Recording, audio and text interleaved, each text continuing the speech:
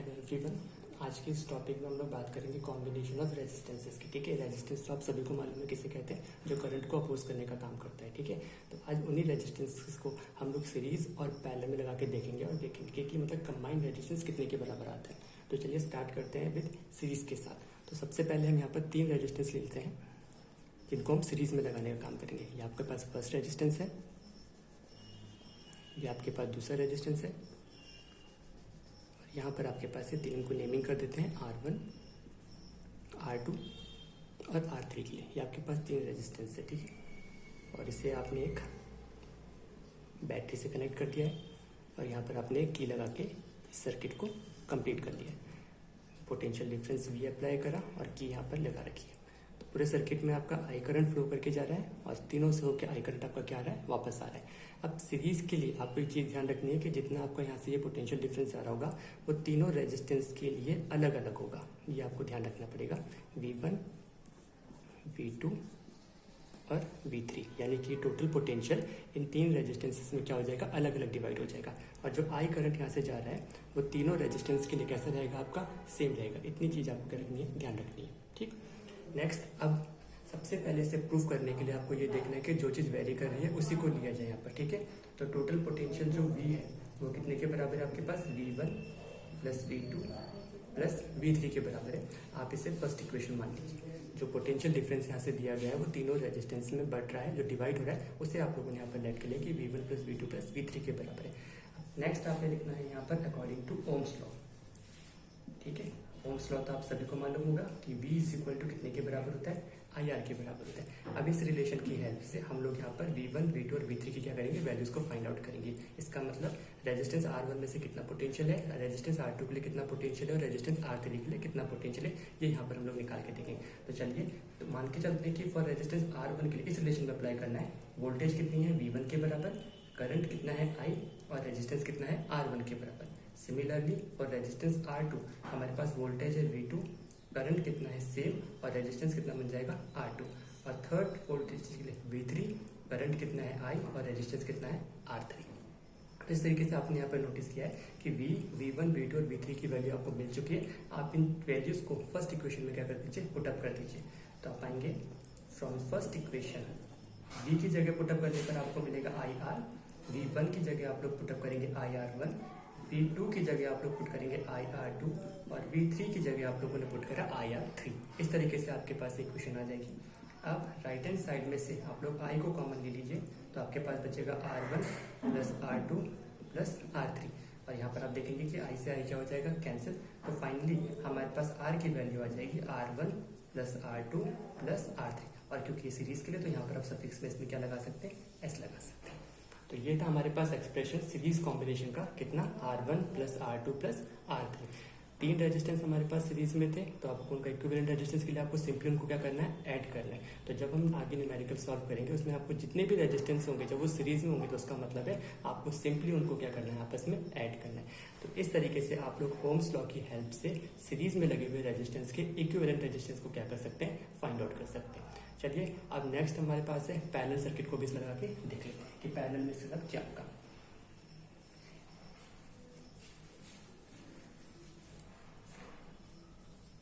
For parallel combination के लिए उन्हीं 3 रेजिस्टेंसेस को हम लोग क्या करेंगे, पहले सर्किट डायग्राम बना लेते हैं। ठीक है, तो ये आपके पास है फर्स्ट रेजिस्टेंस, ये आपके पास सेकेंड रेजिस्टेंस और ये आपके पास है थर्ड रेजिस्टेंस। ठीक है, R1, R2 और R3 आप इसको लेट कर लीजिए। जो अभी तक आपने सीरीज में लगाए थे अब उनको हमने पैरेलल में लगा दिया। इस तरीके से आप इसे कनेक्ट कर लीजिए। ठीक है, ये चीज़ और ये चीज़ यहाँ से कनेक्ट, और पूरा कंप्लीट करने के लिए इसको आप लोग क्या कर दीजिए, बैटरी से कनेक्ट कर दीजिए विद द हेल्प ऑफ की। तो यहाँ पर आप देखेंगे कि आपका सर्किट क्या हो जाएगा, कंप्लीट हो जाएगा। पोटेंशियल डिफरेंस V और की। इस केस में क्या होगा, जो आप लोग आई करंट यहाँ से फ्लो करवाएंगे वो इस पॉइंट पर पहुंच के, इसको जंक्शन बोलते हैं, यहाँ से वो 3 पार्ट्स में क्या हो जाएगा, डिवाइड हो जाएगा। यानी कि फर्स्ट रेजिस्टेंस के लिए करंट कितना जाएगा, I1, सेकंड वाले रेजिस्टेंस के लिए I2 और थर्ड वाले रेजिस्टेंस के लिए कितना आएगा, I3। और तीनों रेजिस्टेंस से पास होने के बाद इस पॉइंट पर पहुंचे, कंबाइंड होकर वापस किस में कन्वर्ट हो जाएगा, आई। यहाँ पर इस टॉपिक में आपको ध्यान देने वाली बात यह है कि जब भी आपके पास रेजिस्टेंस सीरीज में होंगे तो वोल्टेज क्या करती है, वेरी करती है, करंट सेम रहता है। लेकिन जब आप पैरेलल कनेक्शन लगाते हैं तो आप देखेंगे करंट वेरी करता है, लेकिन जितने भी रेजिस्टेंस पैरेलल में लगे होंगे उनके लिए वोल्टेज कैसी रहेगी, सेम रहेगी। ये एक बहुत बड़ी एडवांटेज है पैरेलल कॉम्बिनेशन की कि सारे रेजिस्टेंस को वोल्टेज कैसे मिलती है, सेम मिलती है। तो चलिए इसे प्रूफ करते हैं। और प्रूफ करने के लिए जैसे कि मैंने आपको बताया था कि जो चीज़ वेरी करती है, स्प्लिट होती है, उसी को आप लिखते हैं। तो यहाँ पर आप लोग लिख सकते हैं कि जो करंट है वो 3 ब्रांचेज में डिवाइड हो रहा है, I1 plus I2 plus I3 में। और इससे आप लोग क्या मान लीजिए, फर्स्ट इक्वेशन मान लीजिए। नेक्स्ट आपको ओम्स लॉ का यूज करना पड़ेगा। तो अकॉर्डिंग टू ओम्स लॉ हमें पता है कि V इज इक्वल टू कितने के बराबर होता है, IR के बराबर। लेकिन यहाँ पर हमें वोल्टेज की नहीं, हमें करंट की वैल्यू को फाइंड आउट करना है। तो I की फाइनल वैल्यू कितनी निकल के आ जाएगी, V/R। अब इस रिलेशन को यूज करके हम तीनों ब्रांचेज में जाने वाले करंट की वैल्यू को क्या कर सकते हैं, फाइंड आउट कर सकते हैं। तो फॉर रेजिस्टेंस R1 के लिए जो करंट है वो कितना है, I1, वोल्टेज कितनी है V, और रेजिस्टेंस कितना है, R1। सिमिलरली आपके पास जो सेकंड रेजिस्टेंस है उसके लिए करंट कितना है, I2, वोल्टेज कितना है V, और रेजिस्टेंस कितना है, R2। और थर्ड वाले के लिए जो करंट है वो कितना है, I3, वोल्टेज कितनी है V, और रेजिस्टेंस कितना है, R3। इस तरीके से आपने देखा कि आपके पास I1, I2, I3 की वैल्यूज आ गई है। इसे फर्स्ट इक्वेशन में पुटअप कर दीजिए। तो आपके पास आएगा फ्रॉम फर्स्ट इक्वेशन I की जगह पुटअप करेंगे आप लोग V/R, I1 की जगह आप लोग पुटअप करेंगे V/R1, I2 की जगह आप लोग पुट करेंगे V/R2, और I3 की जगह आप लोग पुट करेंगे V/R3। राइट हैंड साइड से V को कॉमन निकाल दीजिए। तो V/R is equal to V, और ब्रैकेट में रह जाएगा 1/R1 plus 1/R2 plus 1/R3। यहाँ से V से V कैंसिल कर दीजिए, और फाइनल एक्सप्रेशन जो आपके पास बचेगा वो आएगा 1/R is equal to 1/R1 plus 1/R2 plus 1/R3। और क्योंकि ये पैरेलल के लिए तो इसके सफिक्स में आप लोग P निकाल दीजिए। तो ये आपके पास आ जाएगा आपका इक्विवेलेंट रेजिस्टेंस, जब आपने 3 रेजिस्टेंस को कैसे कनेक्ट कर रखा था, पैरेलल कनेक्ट कर रखा था with the help of Ohm's law. तो उम्मीद है कि आपको ये टॉपिक अच्छे से समझ में आ गया होगा, और इसके खूब सारे क्वेश्चंस हम लोग करके देखेंगे अपनी नेक्स्ट वीडियो में। Thank you for watching. तो स्टूडेंट्स अब हम करके देखेंगे सीरीज और पैरेलल कॉम्बिनेशन के न्यूमेरिकल्स। ठीक है, अभी आप लोगों ने देखा कि सीरीज के लिए इक्विवेलेंट रेजिस्टेंस कितना होता है और पैरेलल के। अब उसी फॉर्मूलों को यूज करते हुए हम लोग यहाँ पर क्या करेंगे, क्वेश्चंस करेंगे। तो जैसा कि आपको यहाँ पर एक सर्किट डायग्राम दिख रहा है जिसमें आपके पास 3 रेजिस्टेंस लगे हुए हैं। पहला रेजिस्टेंस R1 जिसकी वैल्यू 7.2 ओम की वन है, सेकंड आपके पास R2 रेजिस्टेंस है जिसकी 8 ओम, और थर्ड रेजिस्टेंस आपके पास R3 है जिसकी वैल्यू कितनी है, 12 ओम। इसे एक सर्किट में मतलब सीरीज और पैरेलल की तरह से अरेंज कर रखा है, और एक 6 वोल्ट की बैटरी से इसे कनेक्ट करके कॉम्बिनेशन हमको यहाँ पर बना के दे रखा है। अब इस सर्किट में हमें क्या क्या निकालना है वो आपके क्वेश्चन के फॉर्म में यहाँ पर लिखा है कि टोटल रेजिस्टेंस कितना है, टोटल करंट कितना है, और पोटेंशियल डिफरेंस अक्रॉस R1। ये 3 चीजें हमें यहाँ पर निकाल के दिखानी है। टोटल रेजिस्टेंस का मतलब है कि 3 रेजिस्टेंस आपको अलग अलग दिख रहे हैं, हमें इसमें कॉम्बिनेशन सीरीज और पैरेलल के कॉम्बिनेशन जो रूल्स आपने पढ़े थे उनको अप्लाई करके इन तीनों रेजिस्टेंस को एक R में कन्वर्ट करना, उस रेजिस्टेंस की हमको वैल्यू निकाल के बतानी, और फिर उस रेजिस्टेंस की और वोल्टेज की हेल्प से हम लोग क्या निकालेंगे, करंट निकालेंगे। तो सबसे पहले आपको ये देखना पड़ेगा कि आपके जो रेजिस्टेंस है वो कनेक्ट कैसे हो रखे। तो अगर हम R2 और R3 वाले की बात करें तो दोनों के दोनों रेजिस्टेंस आपस में कैसे कनेक्ट हो रखे हैं, पैरेलल में। तो सबसे पहले आप इसे सॉल्व कर लीजिए। तो यहाँ पर आप लोग लिखेंगे कि 1/R, जो इन दोनों का इक्विवेलेंट रेजिस्टेंस आएगा वो R के बराबर है, और पैरेलल का हमारे पास फॉर्मूला होता है 1/R1 प्लस 1/R2। तो जो रेजिस्टेंस है वहाँ पर 1/R2 और 1/R3, इन दोनों रेजिस्टेंस को आप लोगों ने यूज करना है। वैल्यू को पुटअप कर लीजिए, 1/8 प्लस 1/12। 1/8 और 1/12 का अगर आप लोग एलसीएम लेंगे तो आपके पास आ जाएगा 24, 8 3 जा और 12 2 जा, ये आपके पास आएगा 5/24। याद रखिए ये 1/R की वैल्यू, हमें R की वैल्यू निकालनी है। तो R की वैल्यू निकालने के लिए आपको इसको क्या करना पड़ेगा, रेसिप्रोकल करना पड़ेगा। तो ये बन जाएगा 24/5, और जब आप इसे सॉल्व करके देखेंगे तो इसकी वैल्यू आपके पास आ जाएगी 4.8 ओम। तो ये तो आपके पास इक्विवेलेंट रेजिस्टेंस नहीं आया, अभी तो आपने इन दोनों पैरेलल रेजिस्टेंस को सॉल्व करके एक रेजिस्टेंस बनाया जिसकी वैल्यू कितनी है, 4.8 के बराबर है।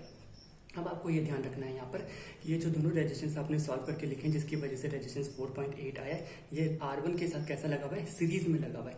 अब आपको यहाँ पर टोटल रेजिस्टेंस निकालना है। देयरफॉर टोटल रेजिस्टेंस जो आपके पास निकल के आएगा वो इस बार सीरीज में है, तो फॉर्मूला क्या बनेगा आपके पास, R1 प्लस R। अब R1 की वैल्यू कितनी है, 7.2 ओम, प्लस R आपने अभी निकाला है कितने के बराबर है, 4.8।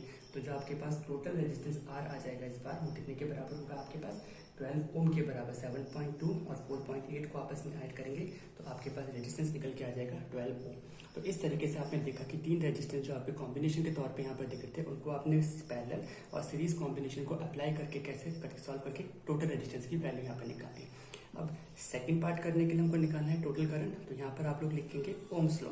अकॉर्डिंग टू ओम्स लॉ क्या मालूम है हम लोगों को, ओम्स लॉ के हिसाब से आई की जो वैल्यू होती है वो कितने के बराबर होती है, V अपॉन आर के बराबर। और वोल्टेज कितनी है यहाँ पर, टोटल वोल्टेज कितनी है 6 और रेजिस्टेंस आपने अभी कितना निकाला है 12। 6/12 इसे आपस में सॉल्व करके देखिए तो आपके पास आंसर आ जाएगा 0.5 एम्पियर। ये आपके पास करंट की वैल्यू आ जाएगी। तो आपने टोटल रेजिस्टेंस भी निकाल लिया, आपने करंट भी निकाल लिया। अब आपसे ये पूछा गया कि पोटेंशियल डिफरेंस अक्रॉस R1 कितना होगा। ये चीज़ आपको यहाँ पर ध्यान रखनी पड़ेगी कि जो ये 6 वोल्ट की वोल्टेज आप यहाँ पर अप्लाई कर रहे हो ये तो पूरे सर्किट के लिए है। हमें सिर्फ इस R1 के अलाउंग निकालना है कि 6 वोल्ट का कितना हिस्सा ये R1 वाला रेजिस्टेंस कंज्यूम कर रहा होगा। तो उसके लिए आपको फिर से क्या यूज करना पड़ेगा, ओम्स लॉ। आप दोबारा से लिखेंगे according to Ohm's law V is equal to IR। अब आप में से बहुतों का क्वेश्चन होगा कि सर वोल्टेज तो गिवन है, तो ये वोल्टेज पूरे सर्किट के लिए हमें सिर्फ इसके अलावा वोल्टेज निकालनी, तो वो V आपके पास यही है। करंट आपने अभी निकाला है कितना 0.5 और जो रेजिस्टेंस है इस टोटल रेजिस्टेंस को यूज नहीं करेंगे, जिसके अलाउंग निकालना है इस वाले रेजिस्टेंस को हम लोग क्या करेंगे यहाँ पर यूज करेंगे। तो ये कितने के बराबर है 7.2 के बराबर। और जब आप 0.5 को 7.2 से मल्टीप्लाई करेंगे तो आपके पास आंसर आएगा 3.6 वोल्ट। तो इस तरीके से आपने देखा कि कैसे आप लोग सीरीज और पैरेलल के कॉम्बिनेशन को यूज करते हुए सर्किट में जितने भी रेजिस्टेंस को सॉल्व करके एक फाइनल रेजिस्टेंस निकाल सकते हैं, करंट निकाल सकते हैं और वोल्टेज निकाल सकते हैं। ये डिपेंड अपॉन द सिचुएशन कि आपके पास क्वेश्चन किस फॉर्म का आ रखा है। ठीक है, तो ये उम्मीद है कि आप ये क्वेश्चन की हेल्प से आप लोग इसको क्या कर लेंगे, सॉल्व कर लेंगे। बाकी क्वेश्चंस भी ट्राई करते रहिए और जहाँ पर प्रॉब्लम हो तो आप लोग पूछ सकते हैं। Thank you.